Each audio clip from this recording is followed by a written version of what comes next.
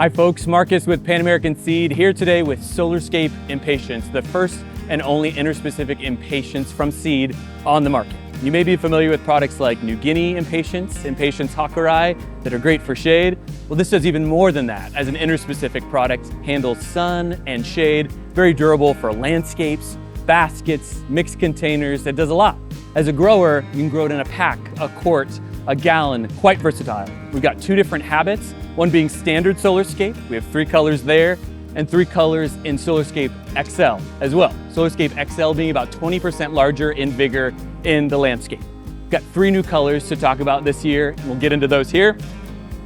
White Pearl being a standard Solarscape habit, nice clean white flower, very uniform, good branching, and 2 colors in XL, one being Lilac Spark, nice lilac color with a punch of spark, kind of rose color on the center, and then almost a Barbie pink with this Pink Jewel.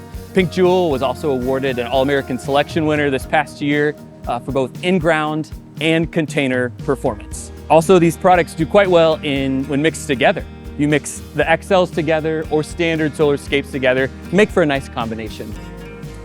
And let's get into the durability of Solarscapes. Impatiens in general have a tendency to be a little sassy on a bench or at a retail shelf if they're reduced in watering. So you can see here's a flat that's maybe dried down a little bit. The beauty of Solarscape Impatiens is that they'll bounce back after a dry down without aborting flower buds so that you can still keep on ticking with Solarscape Impatiens. Check out our website for more on Solarscape Impatiens.